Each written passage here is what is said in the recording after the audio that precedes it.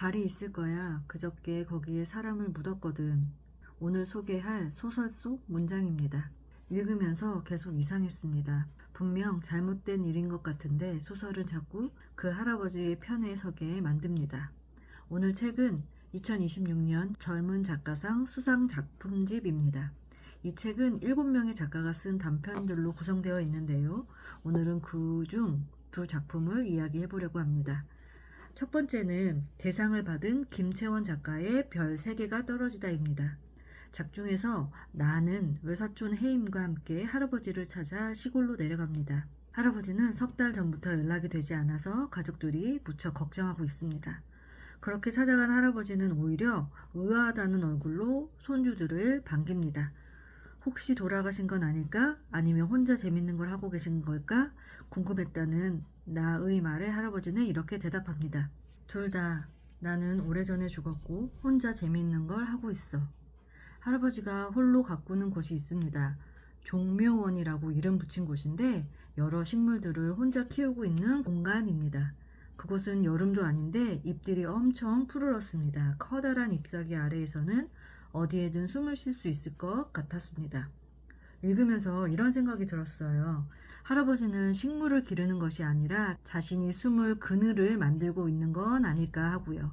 그리고 이 부분의 문장이 오래 마음에 남았습니다. 사람은 머리에 햇볕을 쏘여야 건망증이 생기기도 하는데 이처럼 견고한 그늘에 매일같이 숨어 있는다면 겪은 일을 아무것도 까먹지 못하고 영원히 기억하게 될 수도 있으니까 그늘에 너무 오랫동안 숨어 있는 것은 좋지 않겠다.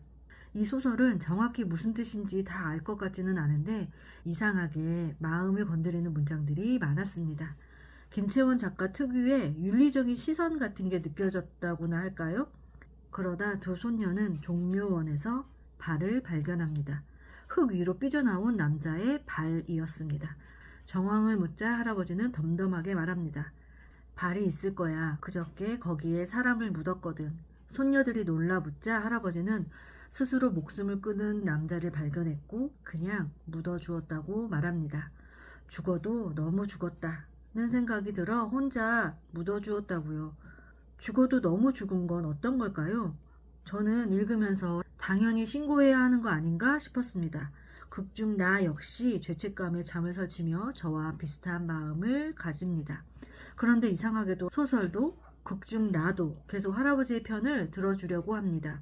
죽은 사람은 자신의 죽은 모습을 남들에게 보여주기 싫었을 거라고, 만약 누가 나의 시체를 발견한다면 숨겨주길 바랄 것 같다고 이야기합니다. 다음날 나는 종묘원으로 갑니다. 죽은 남자가 깨어나 함께 산책할 수도 있겠다는 생각을 하면서요. 어쩌면 묻혀있던 사람이 살아나길 바라는 마음도 있었는지 모르겠습니다. 나는 땅에 묻힌 남자를 방해하지 않으려고 발소리를 내지 않으려 노력합니다. 그러다가 자신도 신발을 벗고 흙 위에 누워봅니다. 그리고 커다란 잎사귀 아래 숨어 이런 생각을 합니다. 식물들은 종일 무엇을 하며 시간을 보낼까? 꽃을 피우거나 열매를 맺을 때 아프지는 않을까? 관심을 기울이면 말을 할 수도 있을까?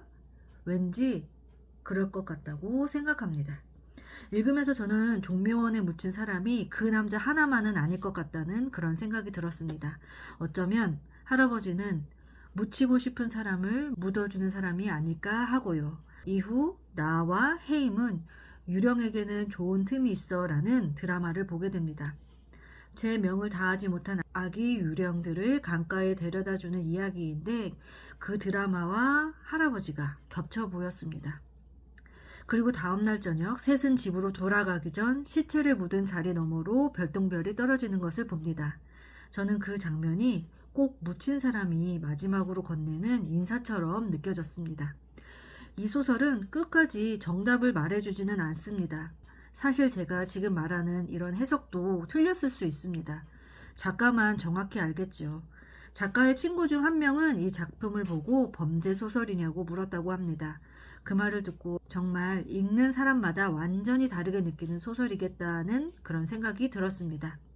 두 번째 작품은 길란의 추도입니다. 주인공은 차량 급발진 사고로 죽은 친척 오빠를 위해 백모와 함께 유튜브 영상을 찍고 있습니다. 사촌인 이삭 오빠는 변호사였고 백모와 백부는 부자입니다. 백모는 오빠의 사고가 급발진 사고라고 주장하지만 상대 측은 아니라고 주장합니다. 이 사건을 이기기 위해 백모는 사람들의 동정심을 얻는 컨셉의 유튜브 영상을 10개월 동안 하루도 빠짐없이 올립니다. 주인공도 함께 하고 있고요. 주인공의 아버지는 고등학교도 못 다니고 공장에서 일하며 백부를 뒷바라지했습니다. 하지만 돈 많은 백부는 그런 과거를 크게 생각하지 않는 그런 사람처럼 보입니다. 엄마는 이삭 오빠가 죽었으니 나중에 재산이 주인공에게 갈 수도 있다고 생각하며 백모의 집안일을 도맡아 합니다. 하지만 주인공은 절대 그럴 일이 없다고 생각합니다. 그래서 지금 손에 쥐어지는 수고비가 더 현실적입니다. 그런데 한편 백부의 공장에서도 사고가 납니다. 20살 청년이 혼자 일하다가 죽은 겁니다. 2인 1조 작업이었는데 혼자 일하다가 사고가 났다고 합니다. 읽으면서 저는 파리바게트 사건이 떠올랐어요. 주인공이 뉴스도 났던데 회사 괜찮냐고 묻자 백부는 이렇게 말합니다. 누가 일하다 죽었다는 뉴스는 매일 올라와. 그런데 사람들이 그런 일에 일일이 신경 쓰디? 이 문장을 읽는데 저도 조금 뜨끔했습니다.